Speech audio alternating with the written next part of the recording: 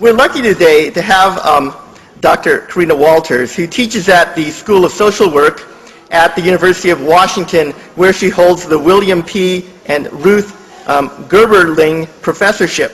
She conducts research in cultural, historical, and social determinants of Indigenous mental health and is director of the Indigenous Wellness Research Center. She's received several research grants, and one of her largest grants is from the National Institute on Mental Health for Two-Spirited Native Americans. You know, I've read many of her articles, and I've become a really big fan in reading all of these articles, and there are like few people in research who inspire you to do better, and I think Dr. Walters is one of those people, where I've just felt if I could just do 1/10 of the things she's done so far in my life, I'd feel like I was a success. So here's Dr. Walters to speak to you.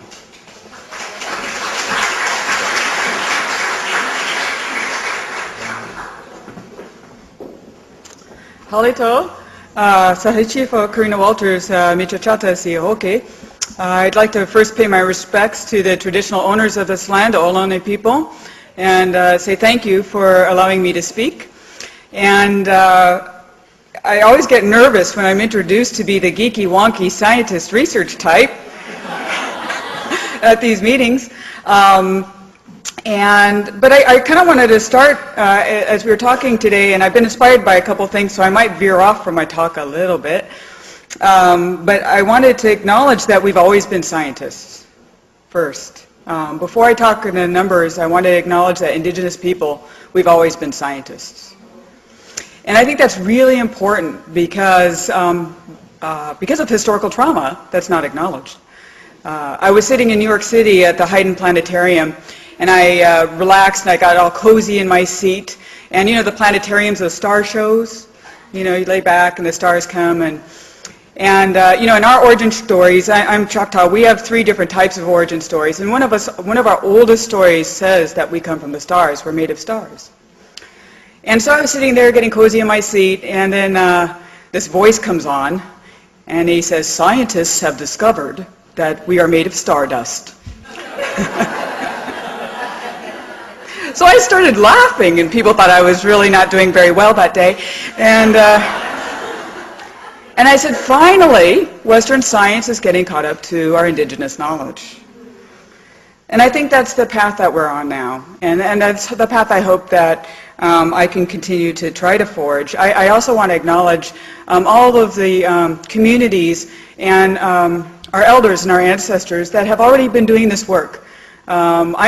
I just get, as a scientist, I just get to be a vehicle, a vessel. This isn't my work. This is our community's lived experience.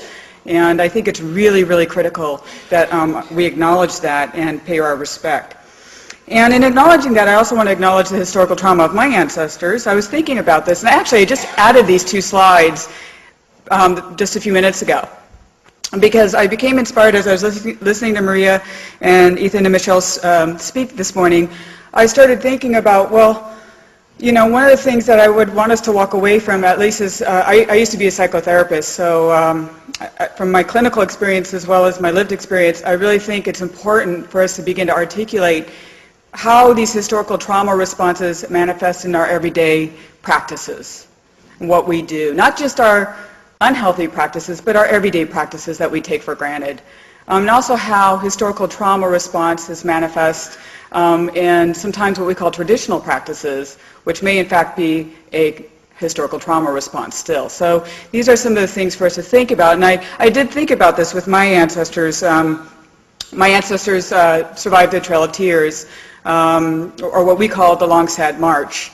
My great-great-grandmother was the interpreter for the signing of Dancing Rabbit Creek, the Treaty of Dancing Rabbit Creek, which removed our people. I descend from some of the ancestors that signed that treaty that forced our removal. I also descend from some of the ancestors that refused to remove as well. So I'm conflicted.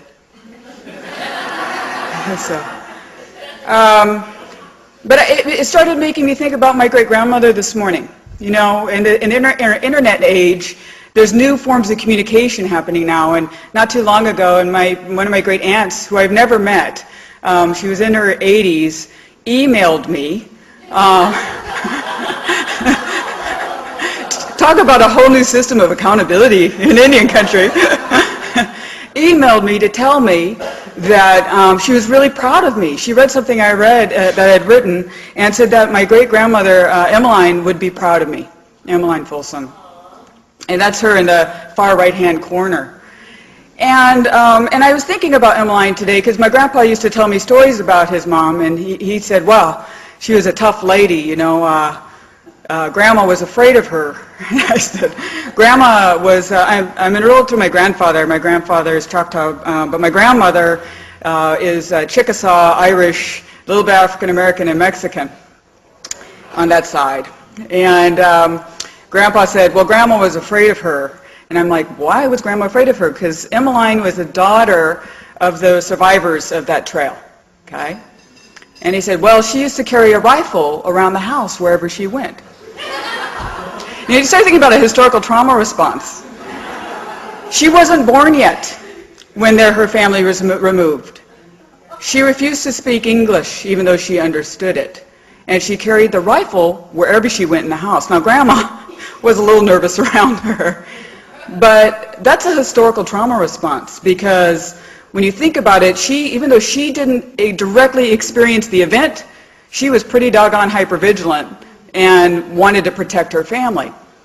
Now, what made me think about that this morning was something I do.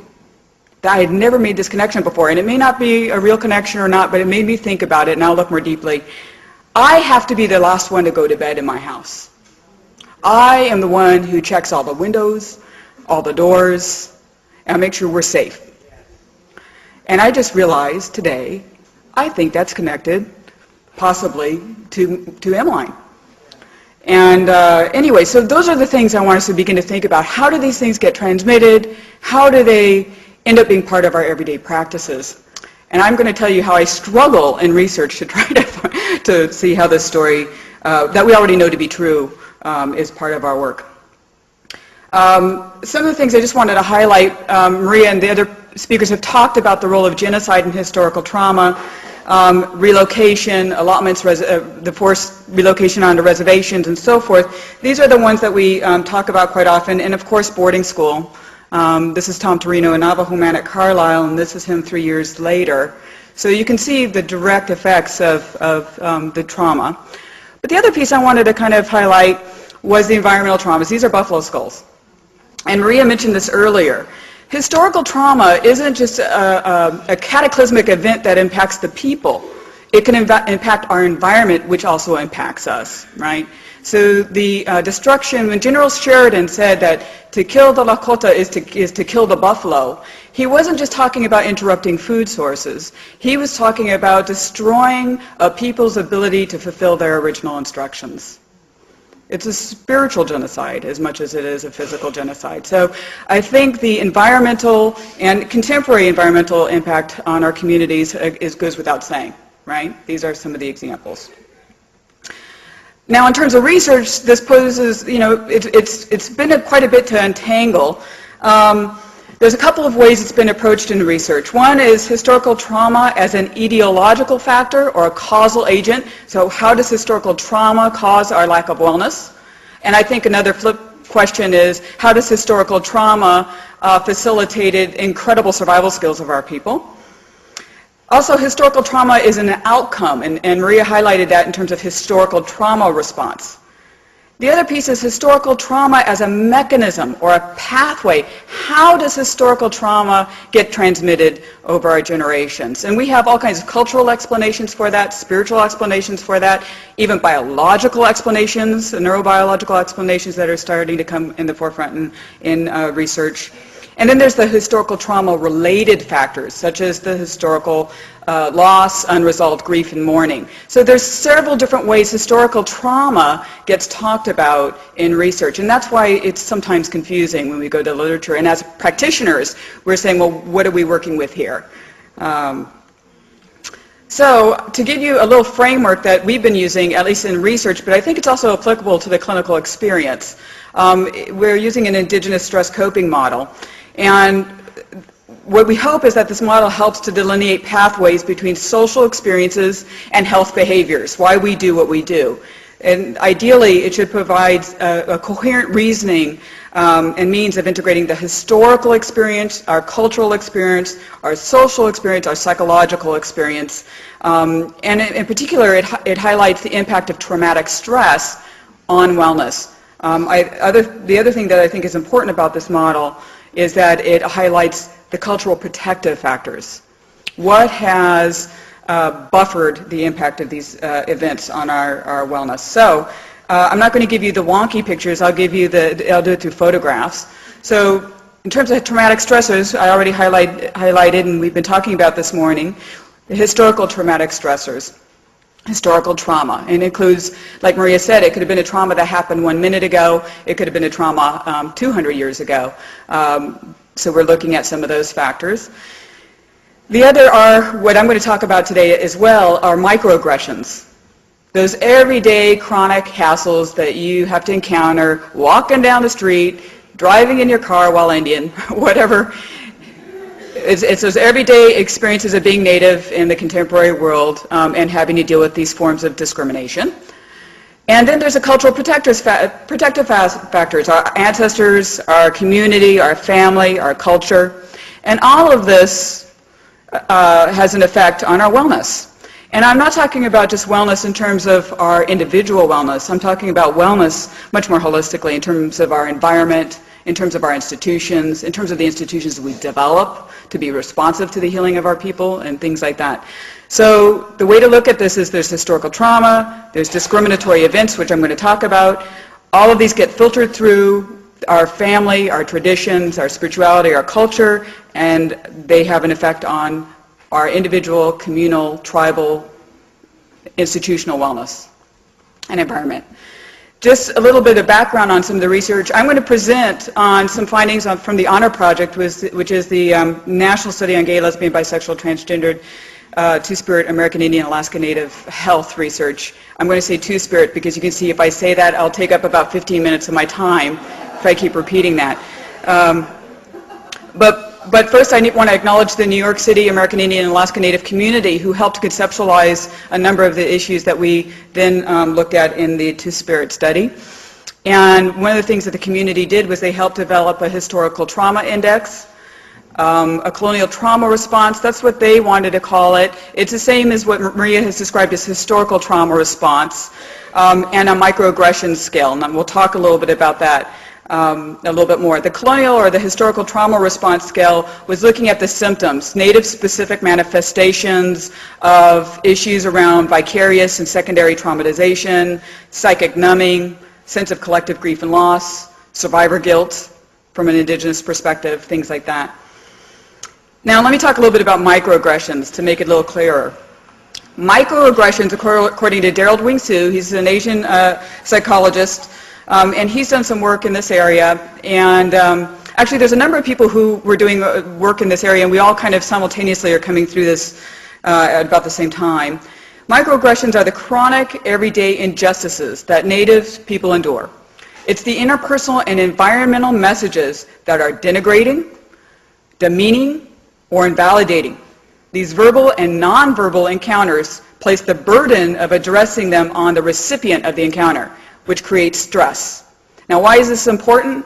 Because we know in chronic stress research that it's the chronic traumas that have a negative impact on our health. Cardiovascular disease, diabetes, things like that. But this is even a more subtle, more difficult thing to untangle. Microaggressions are those experiences that you run into somebody and you go, okay, I think I just got dissed. I'm pretty sure I did. Do I say something? Do I not say something? It's an emotional and psychic cost for me to have to negotiate that moment and make a decision of do I walk away or do I say, boy, that was so racist, I don't even know where to begin. And to give you an example of those kinds of encounters, you know, someone said to me earlier, people saying, get over it already. Okay? That is called a micro-invalidation. Okay? So now I'm going to give you some names so you can tell someone and they can go, what? So there's three types that Daryl Wing-Soo highlights. Micro-insults, those are behaviors that convey rudeness, insensitivity, or reflect unfair treatment or demean identity or heritage. An example is you're the one native in the room, of course you're the one native in the room, and you decide, you're maybe at a meeting with other case managers, and you decide to say, wait a minute, that doesn't really apply to our people, let me explain why, and then the eye rolling begins. All right, that's a micro insult. That has an effect on us, right? Micro-invalidations are communications that nullify the experiential reality or identity of Native people. Okay, an example of that is one like I just gave you, get over it already, or that because that invalidates or diminishes our experience. Another example was a colleague of mine on faculty asking me once to come and give a lecture on American Indian issues to her class, and would I please come dressed up like an Indian?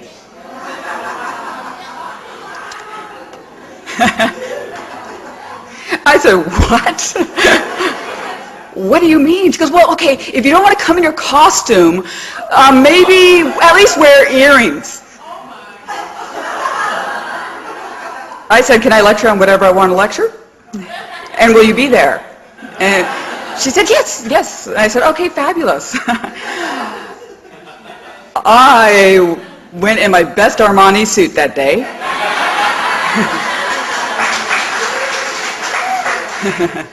And I walked into class, no jewelry, and I walked into class and I said, I'm dressed as an Indian today. And we're going to have a lecture on microaggressions. And then microassaults. Now microassaults are those encounters that are more familiar to us that we have a name for. They're the more overt, intentional racist encounters. The other two I just described, sometimes what happens is people will say things in ignorance, and part of our decision about how we respond to it is based on our assumption of intentionality. Now, even though people have good intentions, it still could be really hurtful, right? So that's clear.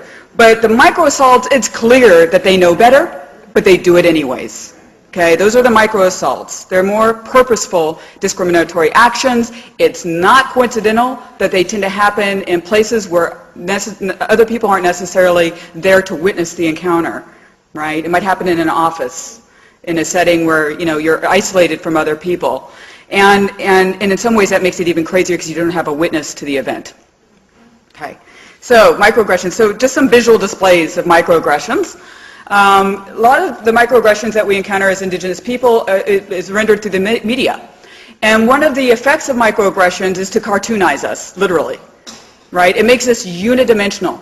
And what it also does in urban settings in particular, it erases us, right? We become completely invisible because we are not that. Okay. Or that. Yeah. 2004. So the use of feathers and images and native stuff, and of course the American flag behind that, And then the microassaults, the more hostile and clearly hostile images, and these were from the fishing rights struggles. And this was from Wall Drug, linking again us to drinking, right? And this was I don't know, can't remember which ad, but this was recent.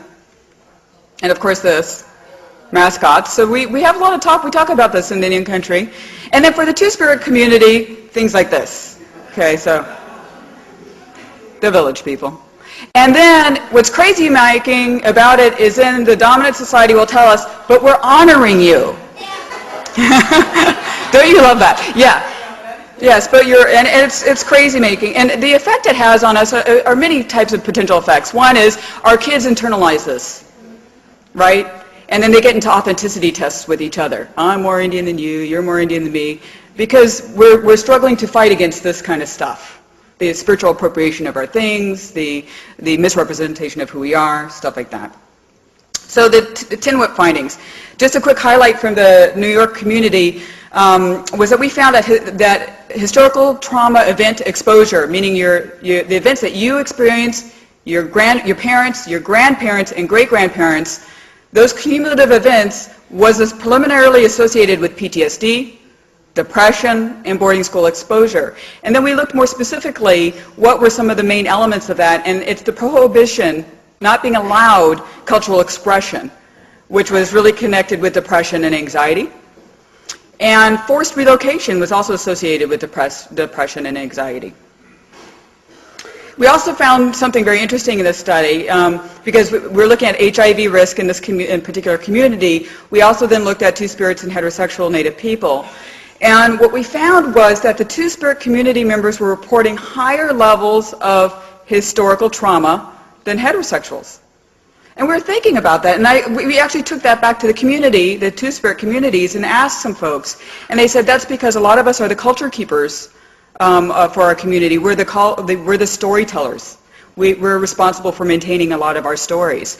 And so therefore they're carrying that burden as well as other issues. So out of that experience, we also then began to develop the Two-Spirit study.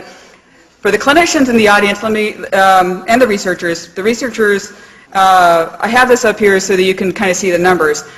But what we found and what we're starting to still play with the data on, and let me make sense of this. Historical trauma and microaggressions are related to one another. In other words, one of the things we're thinking about, when you encounter everyday discriminatory experiences, it may trigger a historical trauma connection, okay? We were interested initially how these factors relate to post-traumatic stress disorder, because we know that that's a limited diagnostic category. We know that that doesn't really capture the range of our experience in terms of trauma symptom expression. But what we found, it was kind of interesting, was that historical trauma response, Native-specific symptoms, mediated the impact of historical trauma and discrimination on PTSD, so that basically about 14% of the variance in PTSD could be attributed to Native-specific symptoms. And when we pulled out what those symptoms were, it was primarily around dreams. And Maria said that earlier about the impact of dreaming. And in the urban communities, it was very interesting. We talked to folks because people were having dreams about, not about just their own ancestral dreams, but they were talking about dreams on the land that they were currently on, and it didn't make sense to them. So that's now it's getting really out there, right? So dreaming is part of looking at the PTSD experience, the dreams that people have, the dreams that they're bringing to the situation. So that's just food for you to think about. We're still disentangling that data. And now onto the Two-Spirit study, the Honor Project. Here, we had a chance to do a more representative sampling strategy. And it's a study that was looking at 7 sites across the country: Seattle, San Francisco, Oakland, LA, Minneapolis, St. Paul, Tulsa, Oklahoma City, basically almost all of Oklahoma, New York City, and a couple of folks from Denver, but it's the first 6 that were the main areas. We conducted 452 survey interviews with our community members, 65 qualitative interviews with our community leaders, and held a number of measurement groups. And for the researchers out there who are going to be skeptical about any results, it's important to note that we did a form of respondent-driven sampling. We actually were testing new methodology to try to access a representative sample. I mean, it's hard enough to find urban Native people, but now I'm trying to find self-identified gay, lesbian, bisexual, transgendered urban Native people. It's more than looking for the needle in the haystack. Okay, so we had to create very creative ways of doing this. And just to give you an idea, you probably might not be able to see up front, you'll be able to see this better than others. We started with 6 seeds in Seattle, for example, that were gender and socioeconomically diverse. Okay? And these are all and then there were at least 200 people who volunteered to be in the study, so we also included them because we didn't want to exclude them, but we tracked them. Then we started looking at people's networks. I don't know if you could see this, but you can see how people are connected. And then we were able to, of all the networks we identified, because we randomly selected within people's networks, of all the networks we identified, we were able to interview about 1/3, all those black dots.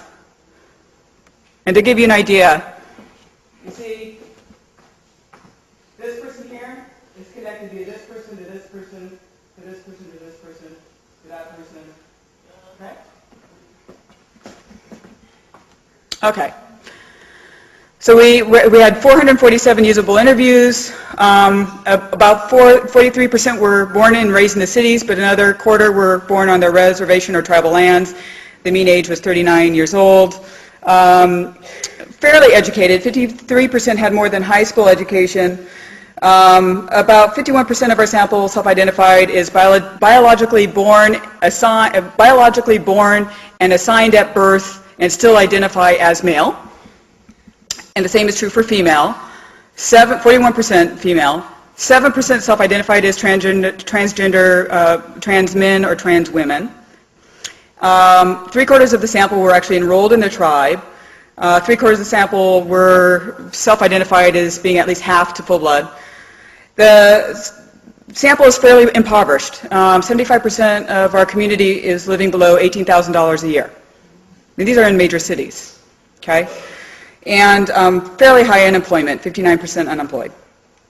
So let's look at historically traumatic events. Remember in the New York study that Native self-identified Two-Spirit people reported more historically traumatic events than others. And you can start to see here that the numbers are pretty high.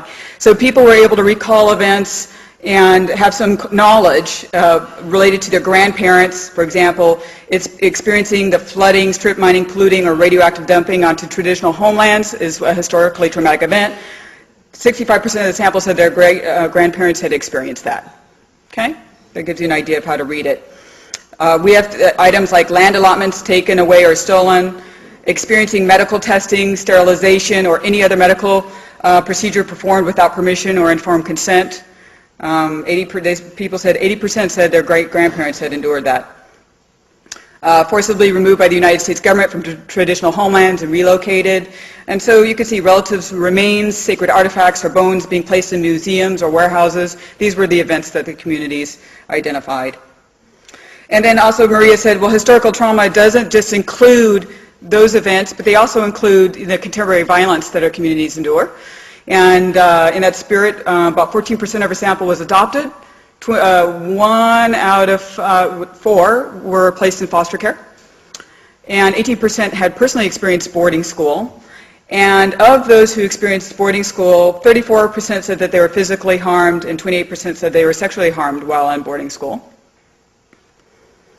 And then when we asked people what their childhood trauma was like, 41% scored in the extreme trauma range for emotional abuse. And this is actually an important piece because emotional abuse and emotional neglect were the biggest predictors for instability in housing and homelessness, more so than physical and sexual abuse.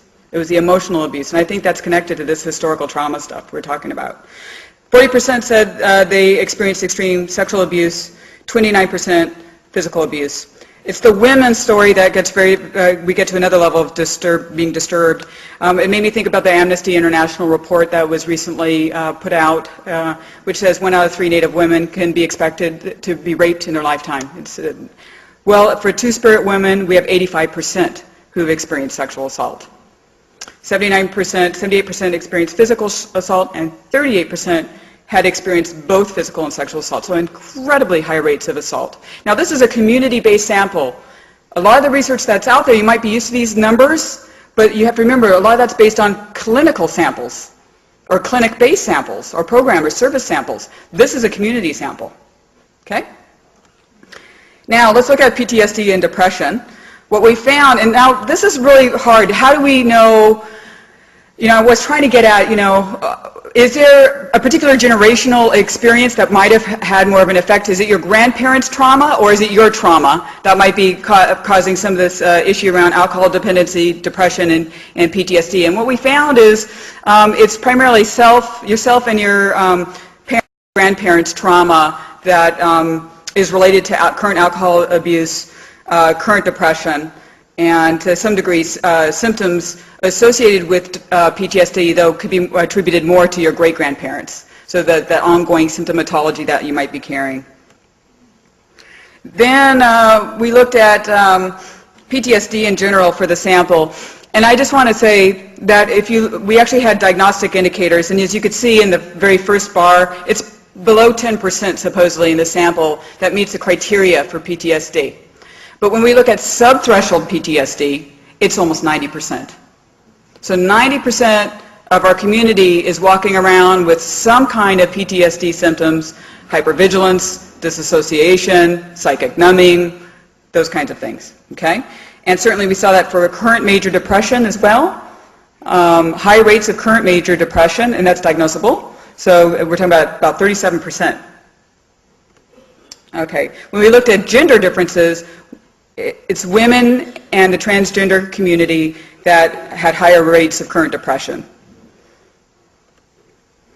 Now, one of the things I want to say, so I've talked a little bit about mental health, I want to switch to the body.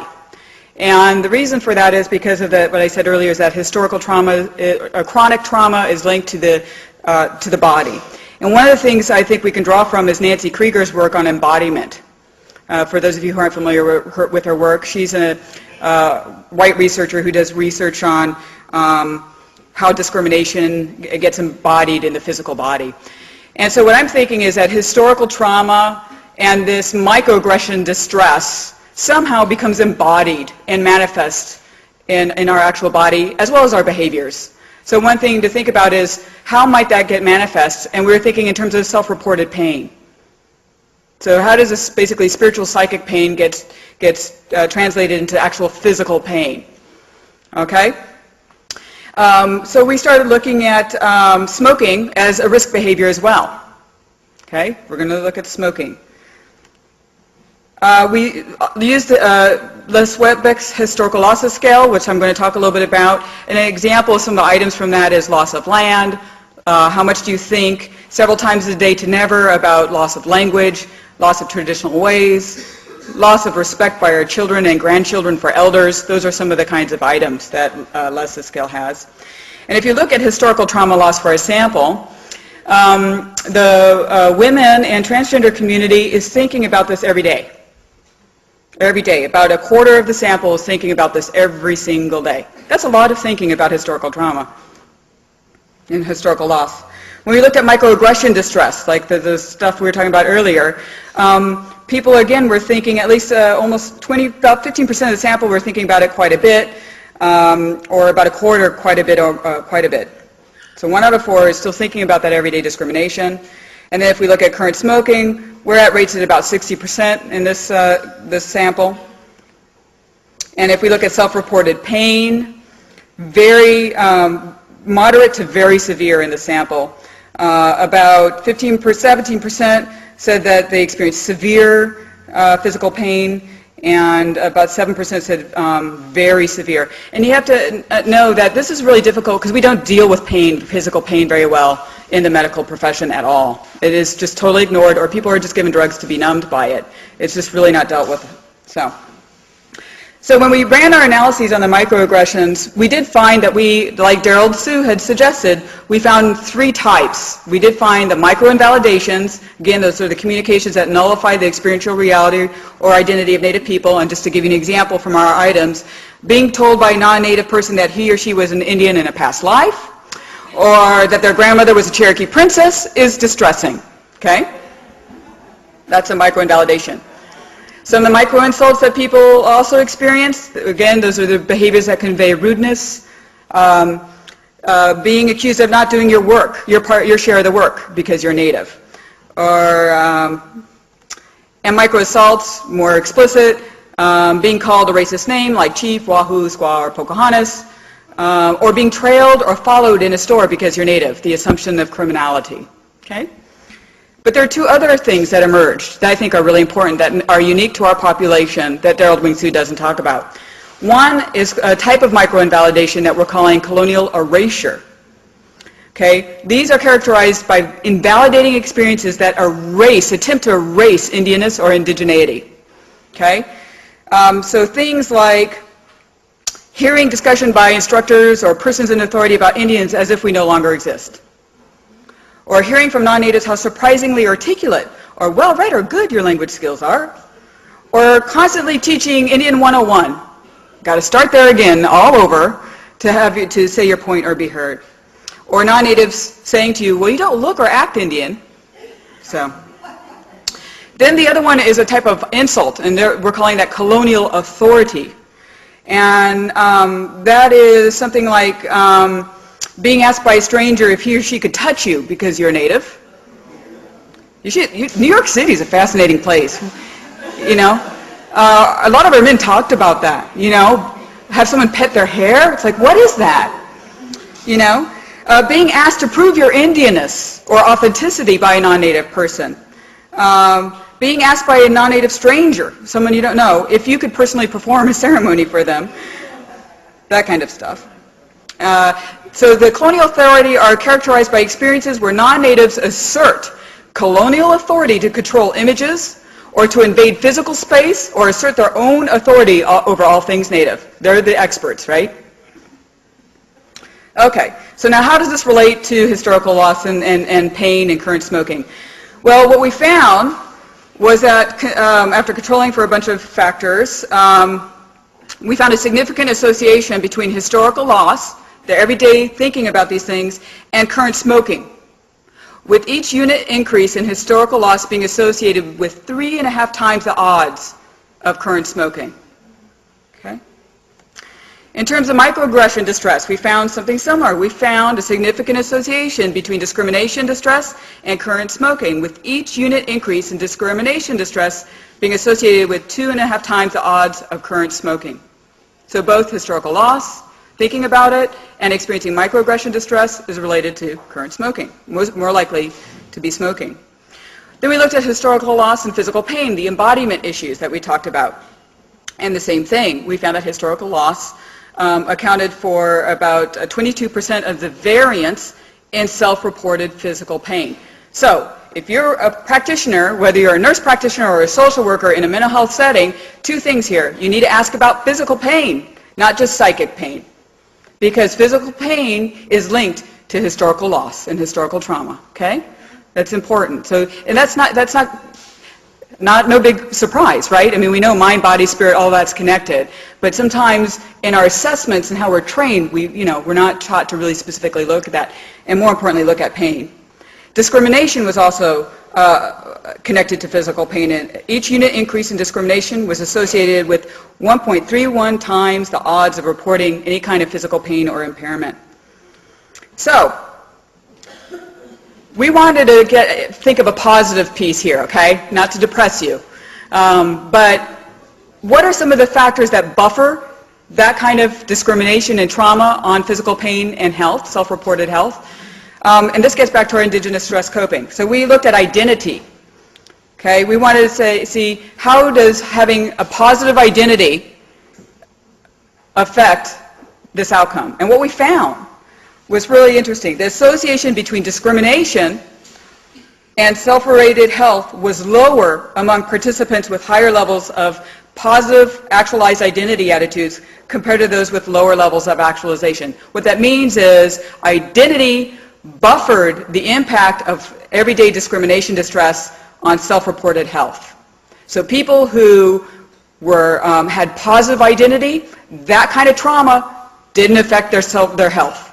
However, people who had low levels of positive identity, it facilitated that pain straight through. So that discrimination distress was connected to health.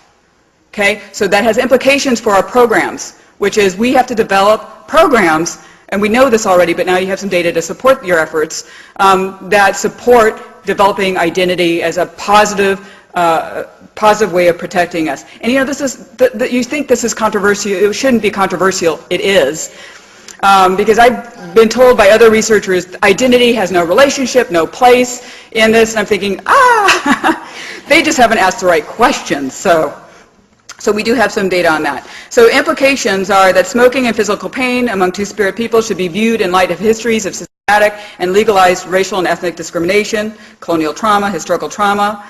Policies and programs should address the influence of broader social and historical hazards specific to our Two-Spirit brothers and sisters and communities.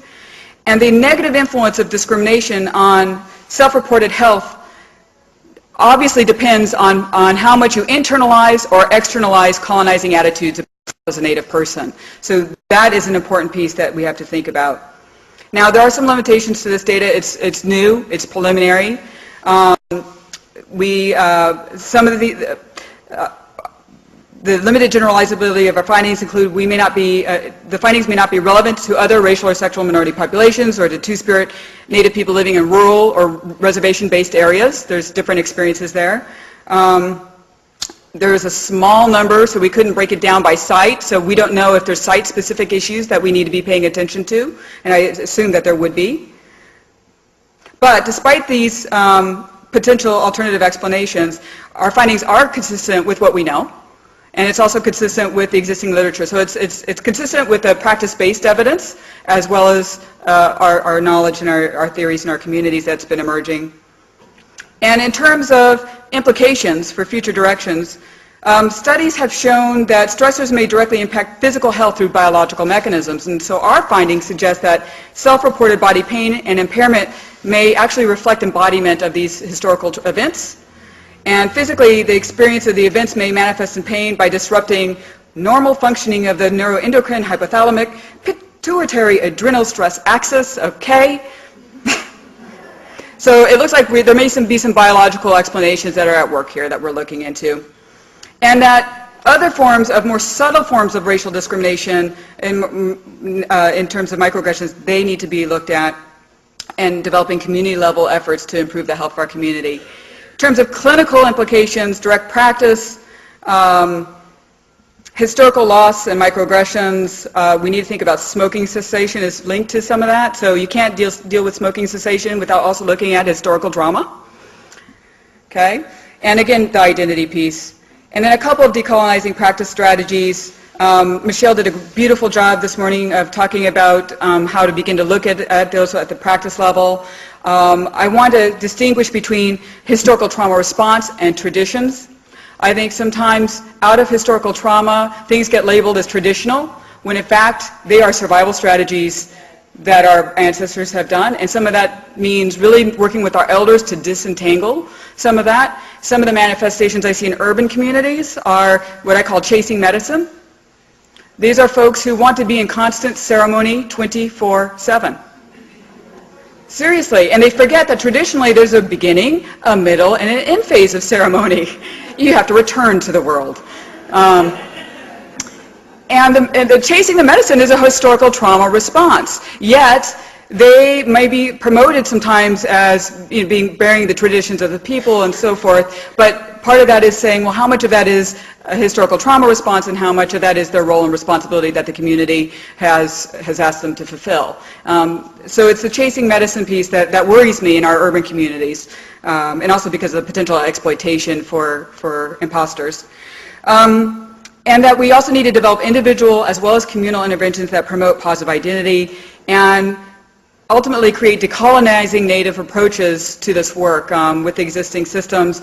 But more importantly, I think part of this is creating new narratives. Eduardo Duran talks a little bit about this and others as well. I mean, I think it's really important that we begin to deeply contextualize our mental health responses as a normal response to a very abnormal situation, and creating new narratives, because that gives us an opportunity to have a new way of relating to the spirit of sadness, as opposed to depression, things like that. It gives a new way of relating to some of these issues. And in a sense, when you create new narratives, you're creating your own form of naming ceremony. So it gives us an opportunity to reintroduce the sacred, as Michelle talked about earlier. And I just want to say thank you. My time's up, and I want to thank all the partners that have been involved in this, and especially to the Voices of the Two-Spirit